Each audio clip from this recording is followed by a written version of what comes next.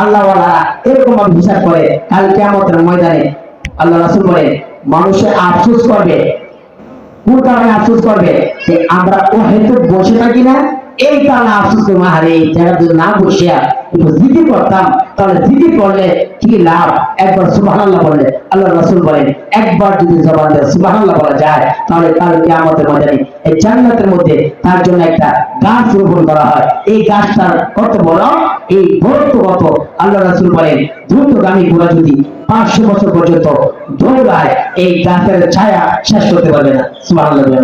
তাহলে আমাদের জবানের হিসাব দিতে হবে। তাহলে আমরা এই জবানটা দিয়ে দিতে হবে সুবহানাল্লাহ, আলহামদুলিল্লাহ, ওয়ালা ইলাহা ইল্লাল্লাহ, আল্লাহু আকবার। এই আল্লাহ রাসূল বলেন এই তাসবিহগুলা জবানে বললে সহজ, কিন্তু মিজানের পাল্লায় ভারী। মিজানের পাল্লায় ভারী, যদিও সহজ বলতেছি, কিন্তু এটা যখন আল্লাহ তাআলা কাল কিয়ামতের ময়দানে আমলনামা টান দিবেন, দেখা যায় সামান্য আমল গুলাই অনেক পাহাড়ের মতো হয়ে যাবে। এই জন্য আমরা জবান গুলাকে অহেতুক কাজে আমরা ব্যয় করবো না, জবান গুলাকে আমরা জিকিরের মাধ্যমেই করব। কারণ আল্লাহ রাসূল বলেন যারা জিকির করতে করতে জিহ্বাকে তরতাজা রাখবে, কাল কিয়ামতের ময়দানে সে হাসতে হাসতে জান্নাতে প্রবেশ করবে। সুবহানাল্লাহ। তাহলে এই জিকির করবো, এই ওযু করবো, ওযু করার যে কারণগুলা বলছি, এই ওযু করার সময় ওযু এই সুন্নাতগুলো আদায় করার পর আল্লাহ রাসূল সাল্লাল্লাহু আলাইহি সাল্লাম বলেন কেউ যদি ওযুর মাঝে মাঝে একটা দোয়া আছে, এই দোয়া হইছে আল্লাহুম্মা গফিরলি যামবি ওয়া ওয়াসি'লি ফি দারি ওয়া বারিকলি ফি রিজকি। আল্লাহ রাসূল সাল্লাল্লাহু আলাইহি সাল্লাম বলেন কেউ যদি এই দোয়া পড়ে, হে আল্লাহ আমাকে মাফ করেন, আমার গুনাহ মাফ করেন, আল্লাহুম্মা গফিরলি যামবি ওয়া ওয়াসি'লি ফি দারি, আমার ঘরকে প্রশস্ত করেন, ওয়া বারিকলি ফি রিজকি, আমার রিজিকের মধ্যে বরকত দেন। তাহলে এই ওযু করতেছেন, দোয়া করতেছেন, আল্লাহ তাআলা রিজিকের মধ্যে বরকত দিবেন। রিজিকের মধ্যে বরকত। الذي علم القرآن خلق الإنسان علمه البيان الصلاة والسلام على سيدنا محمد الذي جعلنا من عبادة الأوثان إلى عبادة الرحمن. أما بعد فأعوذ بالله من الشيطان الرجيم. بسم الله الرحمن الرحيم. يا أيها الذين آمنوا إذا قمتم إلى الصلاة فاغسلوا وجوهكم وأيديكم إلى المرافق وامسحوا برؤوسكم وأرجلكم إلى الكعبين. وقال النبي صلى الله عليه وسلم مفتاح الجنة الصلاة ومفتاح الصلاة الطهور، أو كما قال النبي عليه الصلاة والسلام. آمنت بالله صدق الله المولانا العظيم وصدق رسوله النبي الكريم، ونحن على ذلك من الشاهدين والشاكرين والذاكرين، والحمد لله رب العالمين. সকলে দুরূদ শরীফ পড়ি।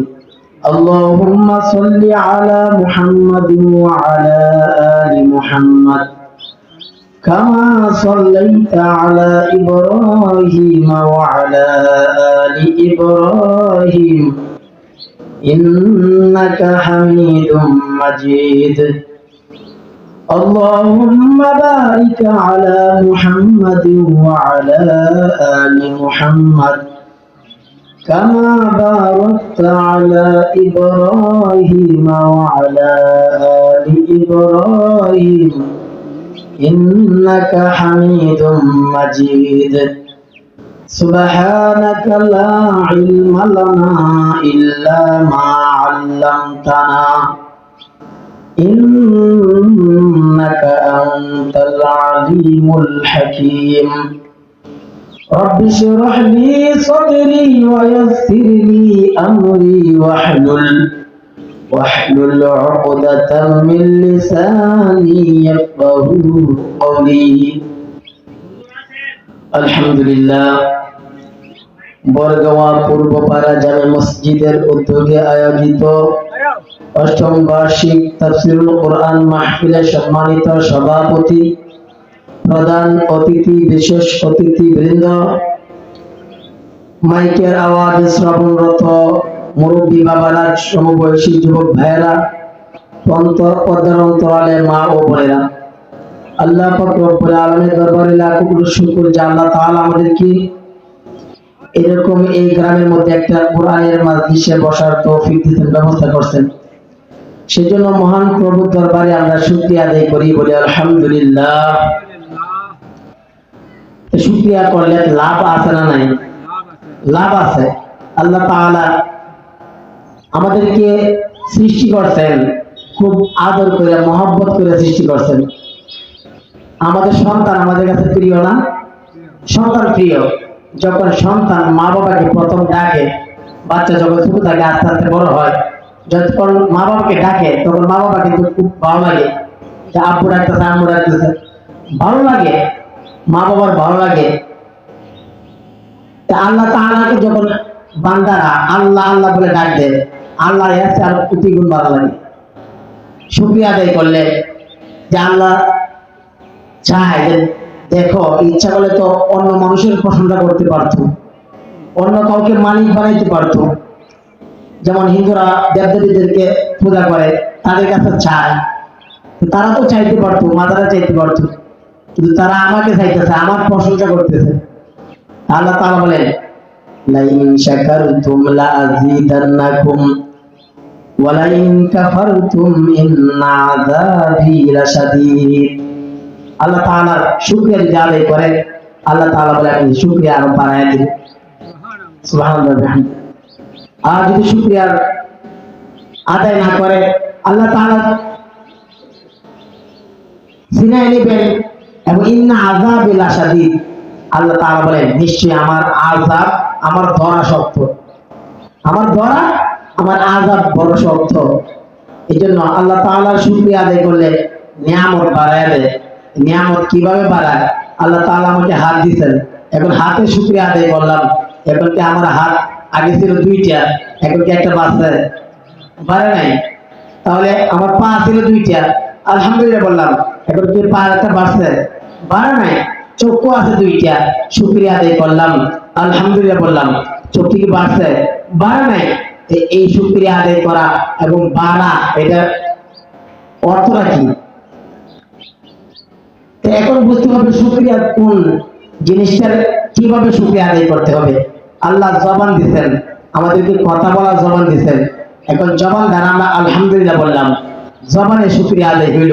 আমাদেরকে পা দিচ্ছেন, এখন যদি মসজিদে নামাজ না পড়িয়া ঘরে বসে বলি আলহামদুলিল্লাহ, আল্লাহকে আল্লাহ পাওয়া দিচ্ছেন, তাহলে কি পাওয়া শুকরিয়া আদায় হবে?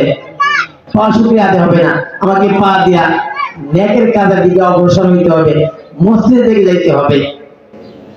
নিয়ামত শুকরিয়া আদায় করলে কিভাবে নিয়ামত বাড়ায়?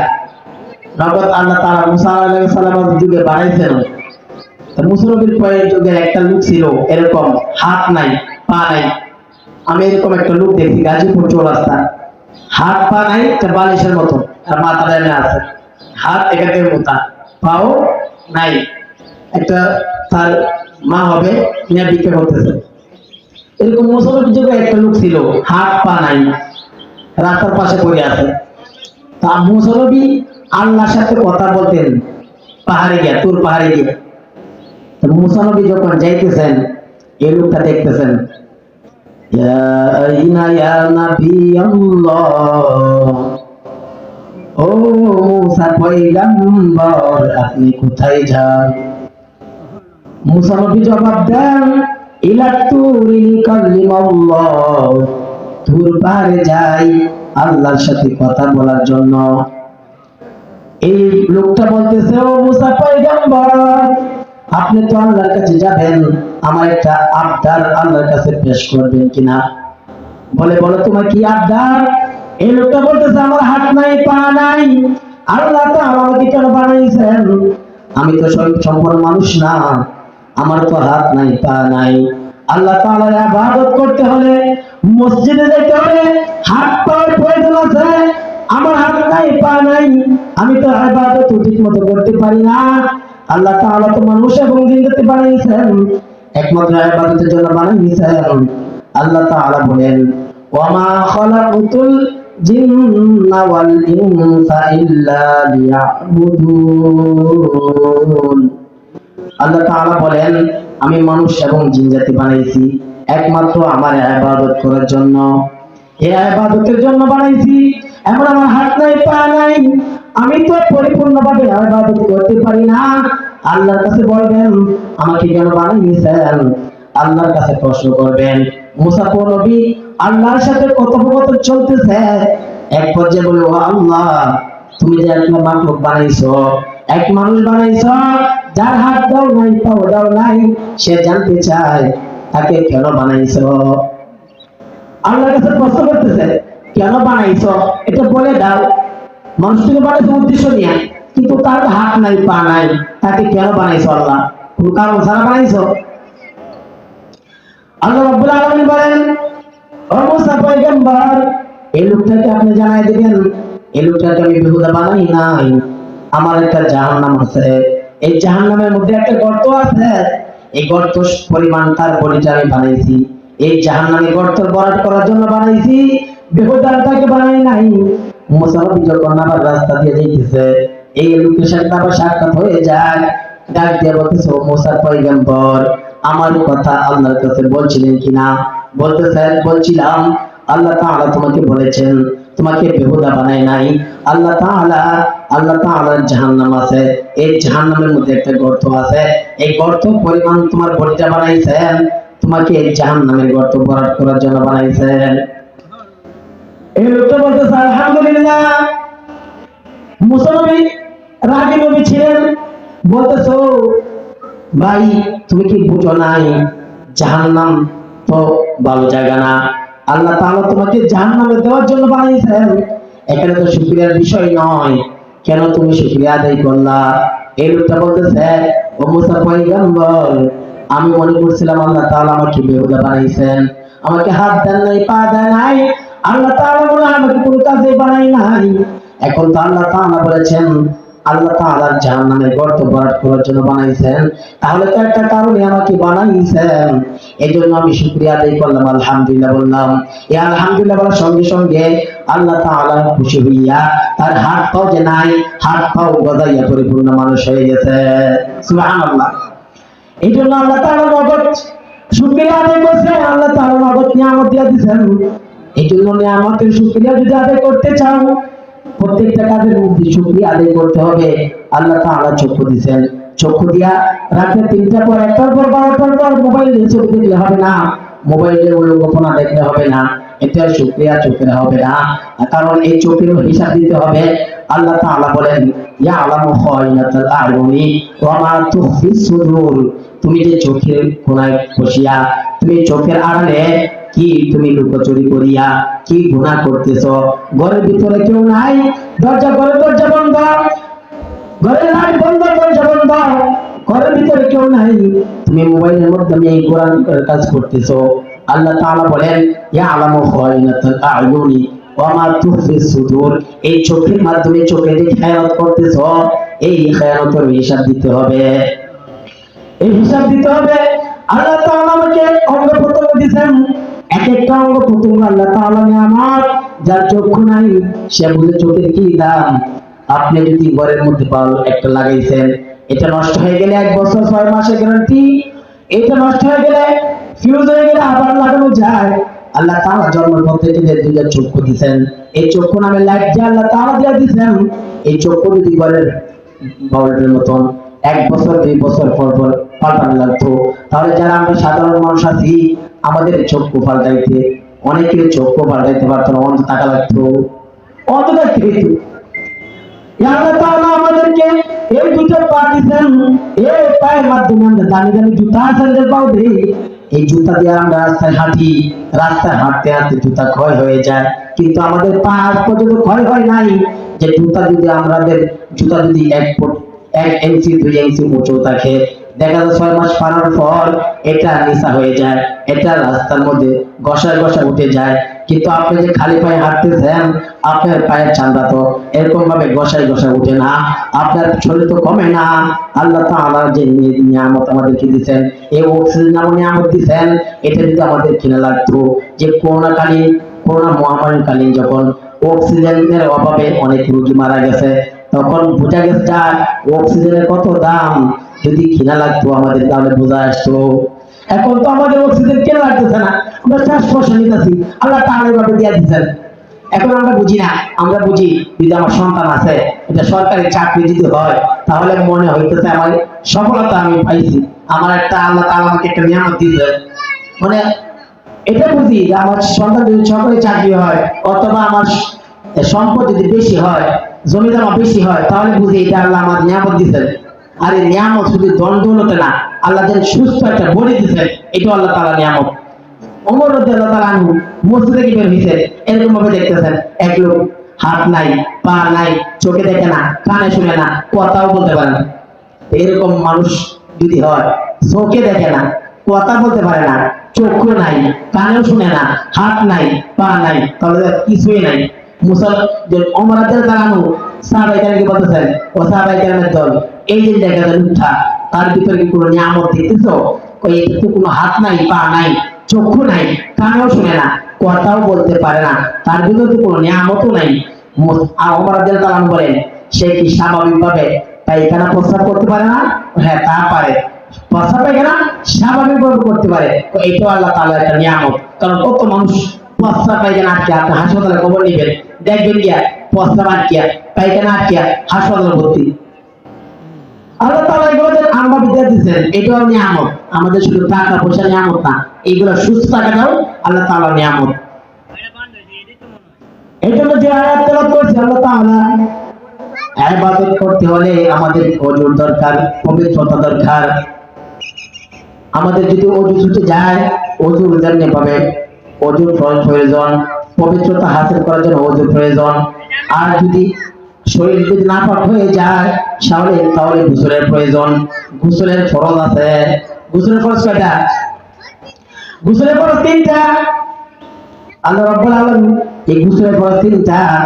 এই 3টা হলো, 1 নাম্বার ভালোভাবে কুলি করা, 2 নাম্বার নাকে নরম জায়গায় পানি পৌঁছানো, 3 নাম্বার সমস্ত শরীর ভালোভাবে ধৌত করা। এটা গোসলের ফরজ। অনেক মুরব্বি আছে এরকম গোসলের ফরজ জানে না, কিন্তু দাদা হয়ে গেছে, গোসলের ফরজ জানে না, ওযু মুখের কারণ কাটে জানে না, নামাজ ভাগের কারণ কাটে জানে না, অথচ মুরব্বি হয়ে গেছে। তাহলে এইগুলো আমাদের জানার দরকার। এখন তো মাদ্রাসা ভর্তি হওয়ার সুযোগ নাই, মুরব্বি হয়ে গেছে, এত দাওয়াতে তাবলীগের মেহনত আছে, এগুলো আমাদের যায় সময় দিলেও আমাদের নামাজ, ওযু, গোসল এগুলো শেখানো যায়, আমরা সময় দিতে পারি। তাহলে ওযুর যেমন ফরজ আছে, গোসলের ফরজ আছে। গোসলের ফরজ 3টা, ওযুর ফরজ 4টা। এই ওযুর 4টা ফরজ কি কি 4টা ফরজ? এটা কোরআন হাদিসের মধ্যে আছে। আল্লাহ তাআলা বলেন, যে আয়াত আমি তেলাওয়াত করেছি, ইয়া আইয়ুহাল্লাযীনা আমানু ইযা কুমতুম ইলাস সালাহ। আল্লাহ রাব্বুল আলামিন বলেন, ও ঈমানদারের দল, তোমরা যখন নামাজের সময় হয়ে যাবে, ইয়া আইয়ুহাল্লাযীনা আমানু ইযা কুমতুম ইলাস সালাহ ফাগসিলু, তখন তোমাদের মুখমণ্ডল ধৌত করবে। ওযু করার সময় আমরা কি করব? মুখমণ্ডল ধৌত করা। ফাগসিলু ওযুয়াকুম, 1 নাম্বার মুখমণ্ডল ধৌত করবা। 2 নাম্বার ওয়াইদিয়াকুম ইলাল মারাফিক, ওয়াইদিয়াকুম এবং দুই হাতের কোণ পর্যন্ত ধৌত করবা। ওয়াইদিয়াকুম ইলাল মারাফিক ওয়ামসাহু বিরুসিকুম, 3 নাম্বার মাথা মাসাহ করবা। ওয়ামসাহু বিরুসিকুম ওয়ারজুলাকুম ইলাল কাবাইন, এবং 4 নাম্বার 2 পায়ের টাকনু পর্যন্ত ধৌত করবা। এই 4টা ফরজ যদি আদায় করিয়া লও, তাহলে তোমার ওযু হয়ে গেছে। এর মধ্যে আবার সুন্নত আছে, এই সুন্নত যদি আরো কেউ আদায় করে, ওযুর ফরজের সাথে সাথে সুন্নত গুলো যদি কেউ আদায় করিয়া লয়, আল্লাহ রাব্বুল আলামিন এই ওযুর ফরজ আদায় করার পর রাসূলের সুন্নাত যদি আরো কেউ আদায় করে, তাহলে এই ওযুর মধ্যে আরো নূর পয়দা হবে, নূর। আপনি সমস্ত মুখ ধুইছেন, ওযু হয়ে গেছে, কলিং করেন নাই, সমস্ত মুখ ধুইছেন, এখন একবার মুখ ধোয়া যায়, তিনবার যদি আপনি মুখ ধোন, এটা হলো সুন্নাত। নাকের মধ্যে পানি দেওয়া তিনবার, এটা হলো সুন্নাত। দুই হাত খরচ ধৌত করা, ডান হাত এবং বাম হাত তিনবার করে, তিনবার করে ধৌত করা, এটা হলো সুন্নাত। এই সুন্নাত যদি কেউ আদায় করিয়া না লয়, তাহলে তার ওযুটা, এই ওযুর মধ্যে একটা নূর হয়, নূর। ওযুর মধ্যে নূর চমকায়। যদি ওযু হয়ে গেছে ফরজ আদায় করলে, তাহলে সুন্নাত গুলো আদায় করতে হবে। এই ওযুর ফরজ যদি আমরা আদায় করি, এই ওযু আমাদের অনেকে ওযু হয় না, এই ওযু যদি আমাদের সুন্দর না হয়, আল্লাহ নবী বলেন পবিত্রতা হাসিল করার জন্য তুমি যদি গোসল করো, এই গোসল করার পর তোমার শরীরে যদি কোনো অংশ অসুস্থ থাকে, দুঃশুকনো থাকে, তাহলে এই শুকনো থাকার কারণে কাল কিয়ামতের ময়দানে কাযা ওয়া কাযা, এই শাস্তি তোমাদেরকে দেওয়া হবে। এই জন্য ওযু করতে হলেও আমাদেরকে সতর্ক থাকতে হবে, আমাদের ওযু অঙ্গ প্রত্যঙ্গ ঠিক মতো ধুইছে কিনা, এই অঙ্গগুলা ধোয়া হয়েছে কিনা, এগুলা দেখতে হবে। এখন তো ঠান্ডার দিন, অনেকে ওযু যে করে, এদিকে এই যে দাড়ির পাশে, কানের লতির পাশে এদিকে শুকনা থাকে, ঠান্ডার মধ্যে মাফলার দিয়ে গলা ভেসান, মাথার মধ্যে রুমাল দেওয়া, শব্দ সরায় না, ঠান্ডা লাগে। এই যে আমি ধরলাম না, একটু শুকনা থাকলো, তাহলে আমার ওযু হয় নাই। আর ওযু যদি না হয়, সারাদিন রাত ভরা যদি আমি ইবাদত করি, আল্লাহর কাছে এটা কবুল হবে না। এই জন্য আমার ওযুটা ঠিক করতে হবে, ওযু আমার ঠিক করতে হবে। আল্লাহ নবী সাল্লাল্লাহু আলাইহি ওয়াসাল্লাম বলেন, কাল কিয়ামতের ময়দানে আমার উম্মতকে আমি হাউজে কাউসার পান করাবো। আম্মা জানা আয়েশা সিদ্দিকা রাদিয়াল্লাহু তাআলা আনহা বলেন, ও পয়গম্বর, কাল কিয়ামতের ময়দানে 1,24,000 অথবা 2,24,000 পয়গম্বর সমস্ত নবীদের উম্মত নিয়ে কাল কিয়ামতের ময়দানে উঠবেন। সমস্ত নবীদের উম্মত নিয়ে যখন উঠবেন, আপনি আপনার উম্মতদেরকে কিভাবে চিনবেন? সবাই তো এক মাঠের মধ্যে থাকবে, কিভাবে চিনবেন? নবী বলেন, ও আয়েশা, আমার উম্মতকে আমার চেনার আল্লাহ তাআলা একটা ব্যবস্থা করে দিবেন। যারা 5 ওয়াক্ত নামাজের জন্য ওযু করবে কাল কিয়ামতের ময়দানে, এই ওযু করার কারণে, কারণ এটা রাসূল আয়েশা বুঝাইতেছে, কারণ যদি গরুর পাল থাকে অথবা গাধার পাল থাকে, এই পালের কিছু গরু মাথার মধ্যে সাদা একটু অংশ থাকে, এটা আমি সান্দা কই, কি কই, গোড়া মাথা সান্দা আছে, আমরা গ্রাম ভাষায় কি সান্দা, এই সাদা একটু অংশ। আল্লাহ রাসূলুল্লাহ আয়েশাকে দেখে বলতেছেন, ও আয়েশা, কারণ যদি গরুর পালের মধ্যে মাথার কিছু অংশ সাদা থাকে, এটা যদি অনেক পালের সাথে থাকে, তাহলে এইগুলা সিনা বের করতে কি অসম্ভব কিছু? না না, আল্লাহ নবী বলেন, ও আয়েশা, কাল কিয়ামতের ময়দানে আমার সকল উম্মতেরা যারা 5 ওয়াক্ত নামাজের মধ্যে ওযু করত, এই ওযু করার কারণে কাল কিয়ামতের ময়দানে তাদের চেহারা এবং তাদের অঙ্গ প্রত্যঙ্গ যেগুলা ওযু অংশ রয়েছে, কাল কিয়ামতের ময়দানে এগুলা ঝলমল ঝলমল করতে থাকবে। সুবহানাল্লাহ, ঝলমল ঝলমল করবে, এটার মধ্যে ঝিলিক মারবে, লাইটিং করবে, ওযু লাইটিং করবে। এই জন্য আল্লাহ রাসূল সাল্লাল্লাহু আলাইহি ওয়াসাল্লাম বলেন, এই জন্য ভালোভাবে ওযু করো। ওযু কারণ ও ইবাদতের সবকিছুর একটা চাবিকাঠি আছে। আপনি ঘরে ঢুকবেন, ঘরের মধ্যে তালা মারা, এটা চাবির ব্যবস্থা আছে। এই ঘরে যদি আপনি ঢুকতে চান, তাহলে চাবি লাগবে, যেহেতু তালা মারা। জান্নাতে এমনি খোলা রাখে নাই, আপনি ঘরের মধ্যে, যে ঘরের মধ্যে সম্পদ আছে, এই ঘরের মধ্যে তালা মারা। আর যে ঘরে সম্পদ নাই, এই ঘর কিন্তু খোলা থাকে, এই ঘর খোলা থাকে। আর যে ঘরের মধ্যে সম্পদ আছে, এই ঘরের মধ্যে তালা মারা। আল্লাহ তাআলার জান্নাত, এত দামি জান্নাত, আল্লাহ তাআলা এটা তালার ব্যবস্থা করছেন। এটার চাবি কি? আল্লাহ রাসূল বলেন, মিফতাহুল জান্নাতিস সালাহ, এই নামাজ হলো জান্নাতের চাবি। যারা নামাজ পড়বে তারা জান্নাতে যাইতে পারবে। যারা নামাজ পড়বে তারা জান্নাতে যাইতে পারবে। মিফতাহুল জান্নাতি সালাত ওয়া মিফতাহুস সালাতি তুহুর, জান্নাতের চাবি হলো নামাজ আর নামাজের চাবি হলো ওযু। আর আমাদের মিফতাহুল জান্নাতিল ওযু, এবং ওযু হলো নামাজের চাবি। যার ওযু ঠিক আছে তার নামাজ ঠিক আছে, আর যার নামাজ ঠিক আছে তার জন্য জান্নাতও ঠিক আছে। এই জন্য ওযুটা করতে হলে আমি পরিপূর্ণভাবে খেয়াল করিয়া আমার ওযুটা করতে হবে, কারণ নামাজের চাবি হলো ও জান্নাতের চাবি হলো নামাজ, এবং নামাজের চাবি হলো ওযু। আমার ওযু যদি ঠিক না হয় তাহলে আমার সেজদা, রুকু সেজদা, এগুলা তাসবিহ, রুকু সেজদা, নামাজ আমার আল্লাহর দরবারে কবুল হবে না, আমার ওযু নষ্ট করা যাবে না। আল্লাহ রাসূল সাল্লাল্লাহু আলাইহি ওয়াসাল্লাম বলেন, তোমরা যখন ওযু করবা, ওযু ফরজ আছে, গোসলের ফরজ আছে, ওযুর ফরজ আছে, নামাজের বাইরে এবং ভিতরে ফরজ আছে। নামাজের ভিতরে এবং বাইরে 13 ফরজ, নামাজের বাইরে 7 ফরজ। এটাও কোরআন হাদিসের মধ্যে আল্লাহ তাআলা এটা পাবে না, শুধু মাদ্রাসা মক্তবের মধ্যে পড়ানো হয়, মক্তবের মাদ্রাসা পড়ানো হয়। নামাজের ভিতরে এবং বাইরে 13 ফরজ, এটা কোরআন হাদিস থেকে পড়ানো হয়। এক নাম্বার নামাজের বাইরে 7 ফরজ, এর মধ্যে এক নাম্বার শরীর পাক। এই শরীর পাকের কথা আল্লাহ রাব্বুল আলামিন বলেন, ওয়া ইন কুনতুম জুনুবান ফাতাহহারু। আল্লাহ রাব্বুল আলামিন বলেন, তোমরা যখন অপবিত্র হয়ে যাও, এই পবিত্রতা হাসিল করার জন্য তোমরা গোসল করো। এই গোসল করা, পবিত্রতা হাসিল করার জন্য গোসল করা। এক নম্বর শরীর পাক, দুই নম্বর কাপড় পাক। আল্লাহ রাব্বুল আলামিন বলেন, ওয়া সিয়াবাকা ফাতাহহির, ও পয়গম্বর আপনার কাপড়টা পবিত্র করেন। কাপড় পাক, এক নম্বর শরীর পাক, দুই নম্বর কাপড় পাক, তিন নম্বরে জায়গা পাক। এই জায়গা পাকের কথা আল্লাহ রাব্বুল আলামিন বলেন, ওয়াইদনা ইলা ইব্রাহিমা ওয়া ইসমাঈলা আন তাহিরা বাইতি লিত-তাইফিনা ওয়াল আকিফিনা ওয়া রুকআইস সুজুদ। আল্লাহ রাব্বুল আলামিন বলেন, আমি ওয়াইদনা ইলা ইব্রাহিম, ইব্রাহিম আলাইহিস সালাতু ওয়াস সালামকে, ওয়া ইসমাঈল এবং ইসমাঈল আলাইহিস সালাতু ওয়াস সালামকে আমি বললাম, ওয়াইদনা ইলা ইব্রাহিম ওয়া ইসমাঈল আন তাহিরা বাইতিয়া, আপনি আল্লাহর ঘরটা পবিত্র করেন। ইব্রাহিম এবং ইসমাঈল, আল্লাহ ইব্রাহিম বলেন, ওই ইব্রাহিম এবং ইসমাঈল আল্লাহর ঘরটা পবিত্র করেন। ওয়াইদনা ইলা ইব্রাহিম ওয়া ইসমাঈল আন তাহিরা বাইতিয়া লিত-তাইফিন, কেন পবিত্র করবেন? লিত-তাইফিনা, এটা যারা তওয়াফ করবে, তওয়াফকারীদের জন্য পবিত্র করেন। ওয়া তাইফিনা ওয়াল আকিফিনা, এবং যারা ইতিকাফ করবে তাদের জন্য, রুকআই সুজুদ, এবং যারা রুকু সিজদা করবে তাদের জন্য ঘরটা পবিত্র করেন।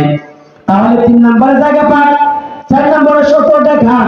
এই 17 টাকার কথা আল্লাহ রাব্বুল আলামিন বলেন, ইয়া বানি আদম খুযু যিনাতাকুম ইনদা কুল্লি মসজিদ। আল্লাহ রাব্বুল আলামিন বলেন, ও আদম সন্তান, তোমরা যখন নামাজ পড়বা তোমাদের সাজসজ্জ পোশাক পরো। তাহলে 1 নম্বর শরীর পাক, 2 নম্বরে কাপড় পাক, 3 নম্বরে জায়গা পাক, তাই 4 নম্বরে 17 টাকা, 5 নম্বরে কিবলামুখী হওয়া। আল্লাহ তাআলা বলেন, ফাওয়াল্লি ওয়াজহাকা শাতরাল মাসজিদিল হারাম, আপনারা আপনার কিবলামুখী হইয়া আপনারা নামাজের জন্য দাঁড়ায় যান। আপনার ছেলেকে কিবলামুখী করে দেন। কিবলামুখী হওয়ার পরে ওয়াক্ত মতো নামাজ পড়া। এই ওয়াক্ত মতো নামাজ পড়া, 1 নম্বরে শরীর পাক, 2 নম্বরে কাপড় পাক, 3 নম্বরে জায়গা পাক, 4 নম্বরে 17 টাকা, 5 নম্বরে কিবলামুখী হওয়া, 6 নম্বরে শরীর পাক, কাপড় পাক, নামাজের জায়গা পাক, 17 টাকা, কিবলামুখী হওয়া, ওয়াক্ত মতো নামাজ পড়া এবং নামাজ নিয়ত করা, ওয়াক্ত মতো নামাজ পড়া। 6 নম্বর ওয়াক্ত মতো নামাজ পড়া।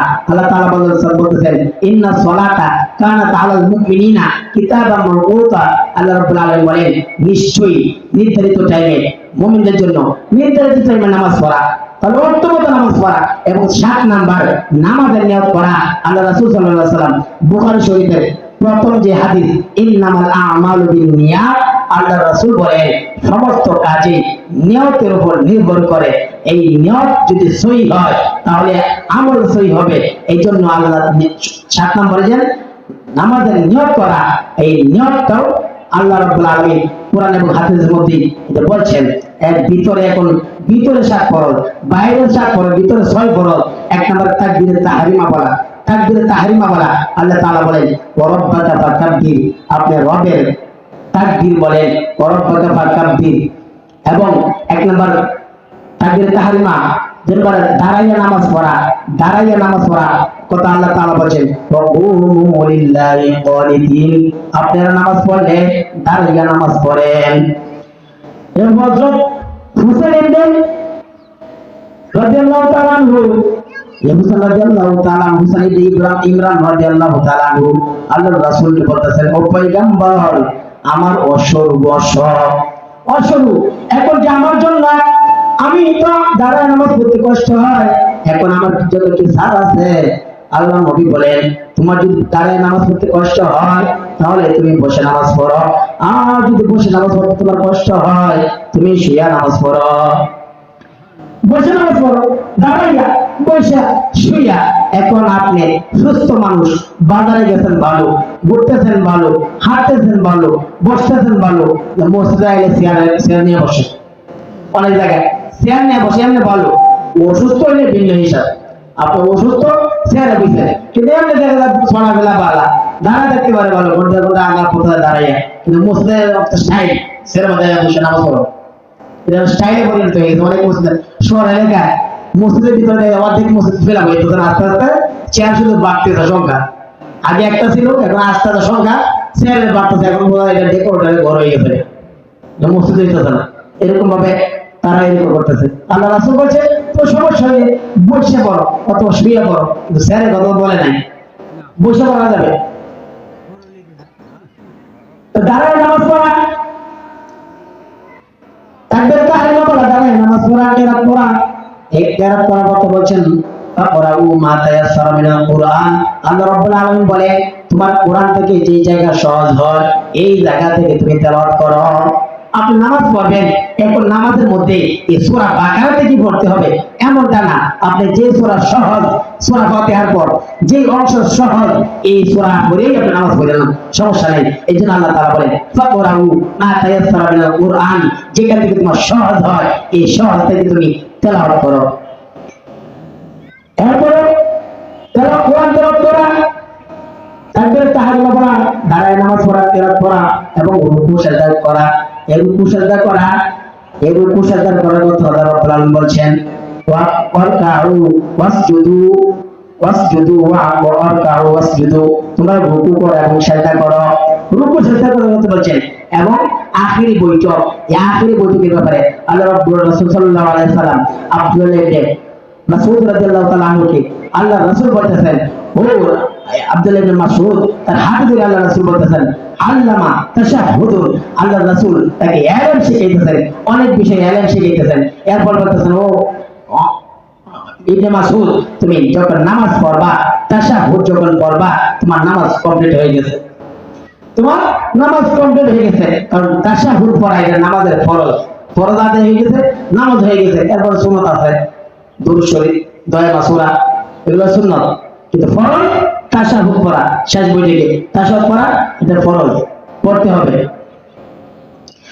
এই জন্য আমাদের ইবাদতের ক্ষেত্রে ওযুর প্রয়োজন, ওযু আদায় করতে হবে। এই ওযু কেমনে করব? যখন আমরা ওযু করব, ওযু যখন শুরু করব, আল্লাহ রাসূল বলেন ওযু যখন তুমি শুরু করবা, দুই হাত কবজি পর্যন্ত ধৌত করবা, দুই হাত ধৌত করার পর তারপর তুমি মেসওয়াক করবা। মেসওয়াক, এই মেসওয়াকের এত ফজিলত আল্লাহ রাসূল সাল্লাল্লাহু আলাইহি ওয়াসাল্লাম বলেন এই মেসওয়াক এত ফজিলত আমার কাছে অন্যান্য নবীদের কাছে জিবরাইলের এত আগমন হয় নাই।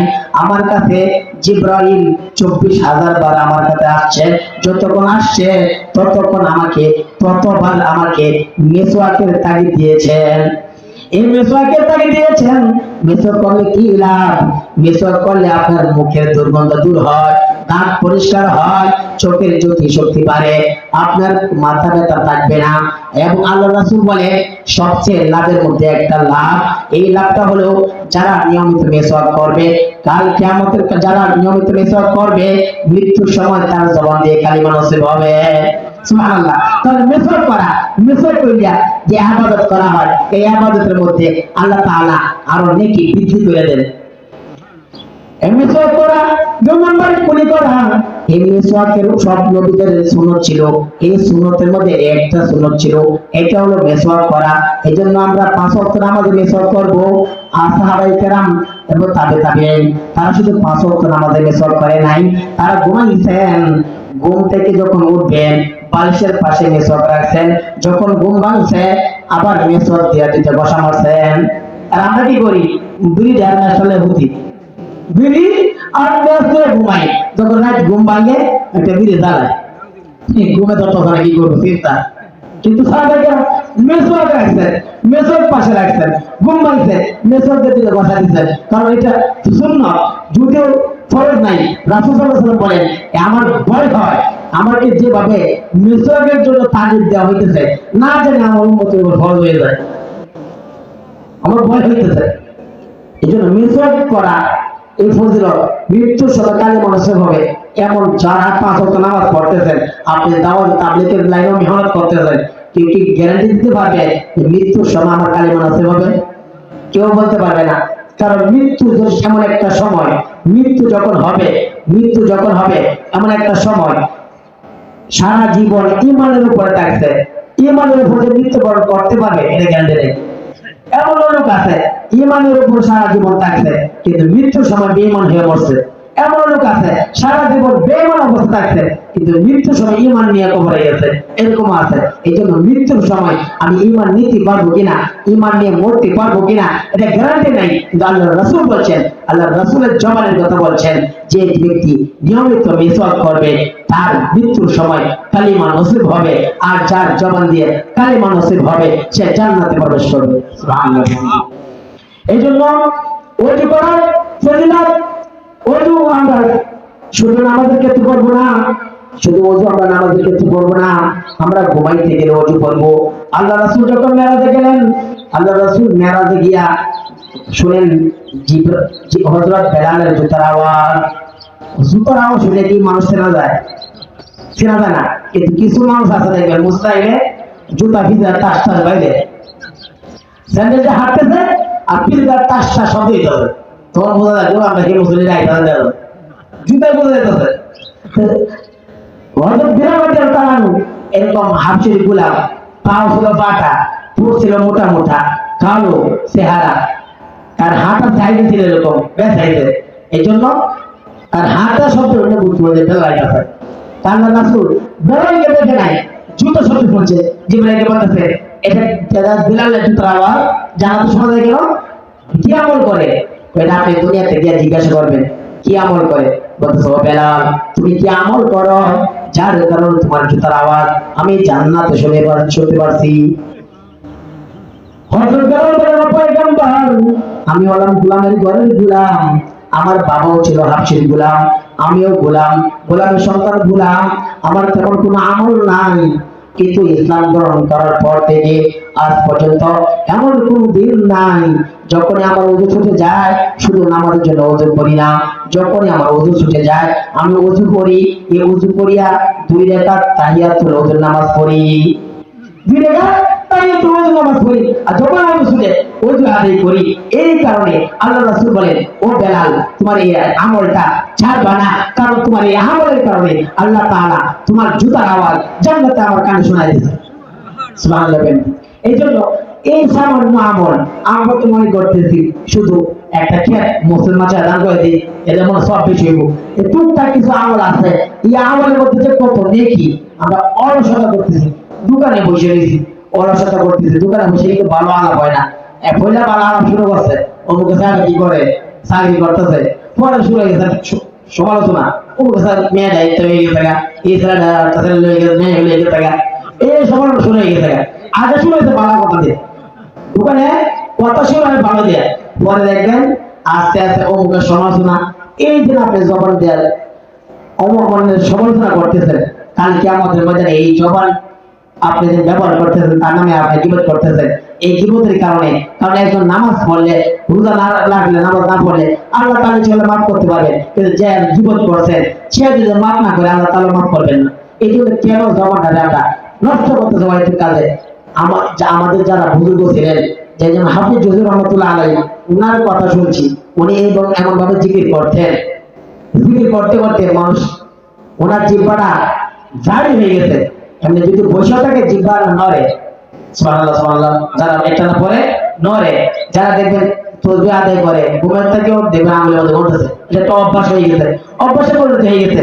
হাফিজ হুজুর রহমাতুল্লাহ আলাইহি উনি যখন বাথরুমে যাইতেন, বাথরুম থেকে বের হওয়ার পর সবাই দেখতো তার ঠোঁটের পাশে দিয়ে রক্ত বের হইতেছে। তো বাথরুম থেকে রক্ত বেরোতেছে কারণ কি? তার মুখ দিয়ে আবার ঠোঁটের পাশে যে রক্ত পড়তেছে কেন? হুজুর আপনার ঠোঁট দিয়া রক্ত পড়ার কারণটা কি? আপনার বাথরুম থেকে বের হওয়ার পরে আপনার ঠোঁট দিয়ে রক্ত বের হয়, বলতেছে ও ভাই আমার জিহ্বাটা এমন গায়ে হয়ে গেছে, আল্লাহ জিকির করি, মসজিদে আল্লাহ জিকির করা যায়, ভালো জায়গায় আল্লাহ জিকির করা যায়, কিন্তু বাথরুম তো এটা নাপাক জায়গা, খারাপ জায়গা, এখানে যে আমরা জোর সারার জন্য এখানে তো তাসবিহ করা যায় না, জিকির করা যায় না, কিন্তু আমার জিহ্বাটা এমন অটো হয়ে গেছে, জারি হয়ে গেছে, এমন নড়াচড়া করে, অটোমেটিক জিকির করতে থাকে। এই জন্য এই জিহ্বাটাকে থামানোর জন্য আমি দাঁত দিয়ে কামড় দিয়ে ধরছি। এই কামড় দিয়ে ধরার কারণে দাঁত দিয়ে আমার পাশে দিয়ে রক্ত পড়তেছে। তারা কিরকম ছিল? তারা আল্লাহ ছিল, তার সময়টা নির্ণয় করতো। রাত্রে যখন ঘুমাইবেন বালিশের সাথে ঘুমের আগে চিন্তা করতো আজকে সারাদিন সকাল থেকে সন্ধ্যা পর্যন্ত কয়টা ভালো কথা বলছি, কয়টা ভালো কাজ করছি, কোন কথাটা মানুষকে আঘাত করছি, তার হিসাব করতো। আল্লাহওয়ালারা এরকম ভাবে হিসাব করে কাল কিয়ামতের ময়দানে আল্লাহ রাসূল বলেন মানুষে আফসোস করবে। কোন কারণে আফসোস করবে? যে আমরা ও হেতু বসে থাকি না, এই কারণে আফসোস করবো, আরে এই জায়গা যদি না বসিয়া একটু জিকির করতাম, তাহলে জিকির করলে কি লাভ? একবার সুবহানাল্লাহ বললে, আল্লাহ রাসূল বলেন একবার যদি জবান দিয়ে সুবহানাল্লাহ বলা যায়, তাহলে কাল কিয়ামতের ময়দানে এই জান্নাতের মধ্যে তার জন্য একটা গাছ রোপণ করা হয়। এই গাছটার কত বড়, এই বড় কত, আল্লাহ রাসূল বলেন দ্রুতগামী ঘোড়া যদি 500 বছর পর্যন্ত দৌড়ায় এই গাছের ছায়া শেষ করতে পারবে না। সুবহানাল্লাহ। তাহলে আমাদের জবানের হিসাব দিতে হবে। তাহলে আমরা এই জবানটা দিয়ে দিতে হবে সুবহানাল্লাহ, আলহামদুলিল্লাহ, ওয়ালা ইলাহা ইল্লাল্লাহ, আল্লাহু আকবার। এই আল্লাহ রাসূল বলেন এই তাসবিহগুলা জবানে বললে সহজ, কিন্তু মিজানের পাল্লায় ভারী। মিজানের পাল্লায় ভারী, যদিও সহজ বলতেছি, কিন্তু এটা যখন আল্লাহ তাআলা কাল কিয়ামতের ময়দানে আমলনামা টান দিবেন, দেখা যায় সামান্য আমল গুলাই অনেক পাহাড়ের মতো হয়ে যাবে। এই জন্য আমরা জবান গুলাকে অহেতুক কাজে আমরা ব্যয় করবো না, জবান গুলাকে আমরা জিকিরের মাধ্যমেই করব। কারণ আল্লাহ রাসূল বলেন যারা জিকির করতে করতে জিহ্বাকে তরতাজা রাখবে, কাল কিয়ামতের ময়দানে সে হাসতে হাসতে জান্নাতে প্রবেশ করবে। সুবহানাল্লাহ। তাহলে এই জিকির করব, এই ওযু করব, ওযু করার যে কারণগুলা বলছি, এই ওযু করার সময় ওযু এই সুন্নাতগুলো আদায় করার পর আল্লাহ রাসূল সাল্লাল্লাহু আলাইহি সাল্লাম বলেন কেউ যদি ওযুর মাঝে মাঝে একটা দোয়া আছে, এই দোয়া হইছে আল্লাহুম্মা গফিরলি যামবি ওয়া ওয়াসি'লি ফি দারি ওয়া বারিকলি ফি রিজকি। আল্লাহ রাসূল সাল্লাল্লাহু আলাইহি সাল্লাম বলেন কেউ যদি এই দোয়া পড়ে, হে আল্লাহ আমাকে মাফ করেন, আমার গুনাহ মাফ করেন, আল্লাহুম্মা গফিরলি যামবি ওয়া ওয়াসি'লি ফি দারি, আমার ঘরকে প্রশস্ত করেন, ওয়া বারিকলি ফি রিজকি, আমার রিজিকের মধ্যে বরকত দেন। তাহলে এই ওযু করতেছেন, দোয়া করতেছেন, আল্লাহ তাআলা রিজিকের মধ্যে বরকত দিবেন, রিজিকের মধ্যে বরকত দিবেন। এই জন্য আমরা যখন দাওয়াত তাবলীগের কাজ করি বলি 5 ওয়াক্ত নামাজ আদায় করলে 5টা পুরস্কার। 1 নাম্বার রিজিকের অভাব দূর হয়ে যাবে। রিজিকের অভাব কিভাবে দূর হবে? ওযু যদি আমার সুন্দর হয়, নামাজ সুন্দর হবে, আর নামাজ সুন্দর হইলে আমার নামাজের দ্বারা রিজিকের বরাদ্দ হবে। কিভাবে বরাদ্দ হবে? আল্লাহ রাসূল সাল্লাল্লাহু আলাইহি সাল্লামের কাছে এক সাহাবী এসে বলতেছে, ও পয়গম্বর আমার অভাব, কি করব? আল্লাহ রাসূল বলেন নামাজ পড়ো গিয়া। নামাজ পড়ছে, বিবি বাচ্চা নিয়ে নামাজ পড়ছে, কিন্তু অভাব মোচন হয় না। বলতেছে ও পয়গম্বর আপনি বলছেন নামাজ পড়ার জন্য, কিন্তু আমার তো কোনো উন্নতি দেখতেছি না। বলছে আবার নামাজ পড়ো, আবার নামাজ পড়ছে, দেখতেছে উন্নতি হইতেছে না। আল্লাহ রাসূল বলেন ওযু করো, আমার সামনে ওযু করো, ওযু যদি সুন্দর হয় নামাজ সুন্দর হবে, আর নামাজ যদি সুন্দর হয় তোমার জন্য এই রিজিকের যে ব্যবস্থা আল্লাহ তাআলা অটোমেটিক খুলে দিবেন। যখন ওযু সুন্দর হয়েছে, নামাজ পড়ছে, আর এই লোকটা বাড়ির জায়গা থেকে বিবি সাহেবের যত ঘরে যত বাসনপত্র আছে তাদের যে ডালি বাঙালি যে চাটা গুলা আছে না, কল যাতে আগে যে তেল মাত্র চাকরি গুলা, এইগুলা থেকে অটোমেটিক ঘুরতেছে। আর আটা আসতেছে আর বিবি সাহেব ঘরে যত আসবাবপত্র আছে বাসন কোসন সবকিছু ভর্তি করছে। এখন আইসা দেখে, এখন দেখছি কোন থেকে উঠে এই জিনিসটা আবার কুদরতে হাত দিতে বন্ধ হয়ে গেছে। আর স্বামী আইসা দেখে এখন তো অভাব নাই, ঘরের মধ্যে আটার অভাব নাই, সব পাত্র করে ভর্তি। এখন কি হয়েছে, আমি তো এখানে হাত দিয়ে দিয়েছিলাম, এখানে কোন থেকে উঠতেছে ভেবে ফেলবে, এত আটা কোথা থেকে আসে? আল্লাহ কুদরতে হাত দিতে। আল্লাহ রাসূলের কাছে বলা হয়েছে, আল্লাহ রাসূল বলেন এই তোমার বিবি যদি এইখানে হাত না দিত কিয়ামত পর্যন্ত এখান থেকে উঠতে থাকতো সুবহানাল্লাহ। তো নামাজের মাধ্যমে এই আল্লাহ তাআলা রিজিকের ব্যবস্থা করছেন। নামাজটা কখন সুন্দর হবে? যখন আমার ওযুটা সুন্দর হবে। আল্লাহ রাসূল বলেন যখন ওযু করবা, ওযুর মাধ্যমে জান্নাত হয়, ওযুর মাধ্যমে জাহান্নাম হয়। ওযু যদি সুন্দর না হয়, আমি পবিত্রতা হাসিল করার জন্য যদি আমি সুন্দরভাবে পবিত্রতা হাসিল না করি, এটার কারণে আমাকে জাহান্নামে যেতে হবে। প্রস্রাব করার পর আমি ঢিলা ক্লোথ নিলাম না, পানি নিলাম না, এগুলোর কারণে জাহান্নামে যেতে হবে। আল্লাহ রাসূল দুটো কবরে পাড়ি দিয়ে দেখতেছেন আর বলতেছেন এই কবরের মধ্যে আযাব হইতেছে, বেশি কোনো কারণে নয়, তার দুইটা কারণে। এক নাম্বার, এই লোকটা সুগুল করি করতো, একটা লোক সুগুল করি করতো, এই কথাকে হেলে লাগাইতো। আল্লাহ রাসূল বলে লা ইয়াদখুলুল জান্নাতা ওয়াতিআন, লা ইয়াদখুলুল জান্নাতা ওয়াতিআন, যারা সুগুল করে তারা জান্নাতে প্রবেশ করবে না।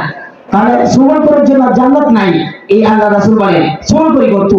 আর দুই নম্বর কারণ হলো এটা প্রস্রাব করার পর পবিত্রতা হাসিল করতো না। আল্লাহ তাআলা বলেন ইন্নাল্লাহা ইউহিব্বুত তাওয়াবিনা ওয়া ইউহিব্বুল মুতাতাহহিরিন। আল্লাহ তাআলা বলেন নিশ্চয়ই যারা তওবা করে তাদেরকে মহব্বত করি, ওয়া ইউহিব্বুল মুতাতাহহিরিন, যারা অধিক পবিত্রতা হাসিল করে তাদেরকে আমি মহব্বত করি। তাহলে অধিক পবিত্রতা হাসিল করতে হবে, ওযু করতে হবে সুন্দরভাবে, প্রস্রাব পায়খানা করার পরে ঢিলা কলম ব্যবহার করতে হবে, তাহলে আমি অধিক পবিত্রতা হাসিল করতে পারবো। আল্লাহ রাসূল বলেন যখন এই ওযু তোমার কমপ্লিট হয়ে যাবে, ওযুর পরে এক কালিমা শাহাদাত আশহাদু আল্লা ইলাহা ইল্লাল্লাহ ওয়া আশহাদু আন্না মুহাম্মাদার রাসূলুল্লাহ, এরপরে আরেকটা দোয়া আছে আল্লাহুম্মা জাআলনি মিনাত তাওয়াবিনা ওয়া জাআলনি মিনাল মুতাতাহহিরিন ওয়াজআলনি মিন ইবাদিকাস সালিহিন ওয়াজআলনি মিনাল লাযিনা লা খাউফুন আলাইহিম ওয়া লা হুম ইয়াহজানুন। আল্লাহ রাসূল বলেন এই দোয়া যদি কেউ পড়ে ওযুর পরে, তাহলে একটা দুইটা না 8টা জান্নাত তার জন্য খুলে দেওয়া হবে সুবহানাল্লাহ। তাহলে এই ওযুর মাধ্যমে জান্নাত হাসিল করা যায়, ওযুর মাধ্যমে জাহান্নাম হাসিল করা যায়। এখন আমরা নামাজের মাধ্যমে শুধু জান্নাত হাসিল হয় না, এজন্য আমাদের নামাজটা যেভাবে সতর্ক করি, কিভাবে নামাজটা পড়তে হয় সেটা ভয় কিনা, তাহলে আমাদের ওযুর ব্যাপারেও 1 মিনিট 2 মিনিট সময় বেশি লাগুক। দেখা যায় ইমাম সাহেব নামাজে কামিয়েছে, এখানে গিয়ে ওযু করতে গেছে, যেহেতু নামাজকে হয়তো না পুরি তো অটো গুলি একটা করে যা পানি মুখে দিচ্ছে, এটা ভালো সুযোগ নাই, সাথে একটা পানি জানে আপনি এক নামাজ না পান, আপনি আসছেন, আল্লাহ তো দেখছেন। আল্লাহ রাসূল বলছেন কেউ যদি মসজিদে জামাত পড়ার জন্য মসজিদে গেল, কিন্তু জামাত হয়ে গেল, তবু জামাতের সওয়াব পাবে। আপনি তো ইচ্ছা ছিল জামাত পড়ার জন্য, এখন আপনি ওযু তাড়াহুড়া করতে গিয়া যদি আপনার নামাজ ওযুটা না হয়, তাহলে নামাজ আপনি 3 জায়গা পাইলে কি আপনার নামাজ হয় নাই। এই জন্য 2 জায়গা চলে যান, আপনি ওযুটা সুন্দর করে 1 মিনিট সময় বেশি লাগান, 1 মিনিট সময় বেশি লাগান, অঙ্গ প্রত্যঙ্গ সুন্দর করে ধৌত করা লাগে। আমরা মুখ ধুইলেও ঠান্ডা দিনে মুখ ধোয়া এক হাতে, এইদিকে একটা দেন এদিকে একটা দেন। আল্লাহ রাসূল বলেন 2 হাতে মুখ ধোয়ার সময় হাতের সোয়াল 2টা নিতে হবে, নিয়ে এভাবে আগের পানিটা দিয়া 2 ভাবে, যেমনি ভাবে আমরা ক্রিম বা তেল মাখলে এমনি একটু হাতে নিয়ে একবার পুরো শরীরের মধ্যে ঘষণ করি না, এই ঘষণ করতে হয়। এই পানিটা প্রথমটা নিয়ে একবার পুরো মুখটা চুলে গুলি হইতে থুতে পর্যন্ত, এক কানে লতি হইতে অন্য কানে লতি পর্যন্ত, এই সমস্ত মুখ একবারে দেখিয়া যে শুষ্ক না থাকে ভালোভাবে ঘষণ করিয়া প্রথম দোয়াটা দেওয়া, পরে একটু নেতা দিলে পানি মারি দিলে। কিন্তু প্রথম দোয়াটা আপনার ফরজ।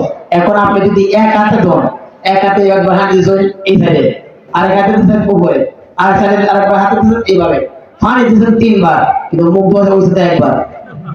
আপনি মুখ দিয়েছেন একবার, পানি দিয়েছেন 3 বার, হাতে শুধু জমাইছেন, কিন্তু আদা হয়েছে একবার। এই জন্য 2 হাতে সোয়াল নিয়ে ভালোভাবে পানি দিয়ে মুখটা ধুইতে হবে। হাতের বেলা এক হাতে দেবেন, কিন্তু আগের পানিটা নিয়ে ভালোভাবে কোন পর্যন্ত ঘর্ষণ করিয়া যারা শুকনা নাইয়া পরে আগে পানি 2 সোয়াল পানি দিলেন, তাড়াহুড়ো করে এরপরে সমস্যা নেই, কিন্তু প্রথম দোয়াটা সুখ নানা থাকে, এই প্রথম দোয়াটা আমরা দেখবো আঙ্গুলে চিপায় চাপায় পায়ের আঙ্গুল আছে, এগুলা চিপার মধ্যে সুখ না থাকতে পারে, এগুলা ভালোভাবে এই জন্য ওদের মাঝে এই খিলাল আছে, আঙ্গুলগুলা খেলাল করা, পায়ের আঙ্গুলগুলা খেলাল করা, হাতের আঙ্গুল তো হাত দিয়ে খেলাল করে, কিন্তু পায়ের আঙ্গুল তার পা দিয়ে খেলাল করবে না, হাতের কনিষ্ঠ আঙ্গুল দিয়ে খেলাল করতে হবে, আঙ্গুলের চিপার মধ্যে এভাবে খেলাল করতে হবে। তাহলে আমার ওযুটাও সুন্দর করতে হবে, ওযু যদি আমার সুন্দর হয় তাহলে আমার নামাজ সুন্দর হবে, তখন এই নামাজটাও কুসুকুজু হবে, নামাজ পড়তে ভালো লাগবে, নাহলে তো ধরবেন নামাজ পড়বেন আর মন থাকবো বাড়ি, মন থাকবে গাড়ি, মন থাকবো টেলিভিশনে, দোয়ান আওয়াজ তৈরি ছবি দেয় আমার জোরে যাই গিয়ে। তাহলে ওযু করতে গেলে সুন্দর করে ওযু করবেন, 2 রাকাত নামাজ চলে যান, নামাজ আমার যেন সুন্দর হয়, কুসুকুজু সহিত হয়, এই জন্য আল্লাহ রাসূল বলেন কুসুকুজু সহিত নামাজ পড়া। নামাজ আল্লাহ তাআলা বলেন আহসানু আমালা, আর আকসারু আমালা বলে নেই যে বেশি আমল করো, আল্লাহ বলেন আহসানু আমালা, সুন্দর আমল করো, ভালো আমল করো। তাহলে আমাদের ওযু করব, এই ওযুটা ভালোভাবে করব, তাহলে আমাদের ইবাদত নামাজও সুন্দর হবে। যে কথাগুলো বললাম শুনলাম, প্রত্যেকে এর মধ্যে যে ওযু করলে সময় সঙ্গে শেষ করে দিতেছি, ওযু করলে গুনাহ ধৌত হয়, আল্লাহ রাসূল বলেন ওযুর মাধ্যমে তার গুনাহ ধৌত হয়। হযরত আমাদের যে ইমাম আবু হানিফা রাহমাতুল্লাহ আলাইহি, উনি যখন ওযু করতেছেন, পাশে একটা যুবক ওযু করতেছে, ইমাম আবু হানিফা বলতেছেন এই যুবক তুমি জিনার গুনাহ ছেড়ে দাও, তুমি চুরি গুনাহ ছেড়ে দাও। বলতেছে আমি যে জিনা করি, আমি যে চুরি করি, আপনারা জানেন কিভাবে? তুমি যে ওযু করছো, এই তোমার ওযুর পানির মাধ্যমে জিনার গুনাহ ভাসে যাইতেছে, চুরির গুনাহ ভাসে যাইতেছে, এগুলো আমি দেখতেছি। তারা আল্লাহ ওয়ালা চোখ, তারা দেখতে পাচ্ছে। ওযুর মাধ্যমে গুনাহ ধরতে হয়, মুখের যখন ধরতে করবো মুখের গুনাহ দূর হবে, হাত ধরতে গেলে হাতের গুনাহ দূর হবে। এই জন্য আমাদের ওযু সুন্দর করবো, ইবাদতের খুশুখুশু সহিত আমরা ইবাদত করতে পারি। আল্লাহ তাআলা সেই তৌফিক আমাদেরকে দান করেন। যে কথাগুলো বললাম শুনলাম, প্রত্যেকে আমল করার তৌফিক দান করুন, আমিন। ওয়া আখিরু দাওয়ানা আলহামদুলিল্লাহি আলামিন। আসসালামু আলাইকুম ওয়া রাহমাতুল্লাহি ওয়া বারাকাতুহু। আলহামদুলিল্লাহ, আমরা অনেক গুরুত্বপূর্ণ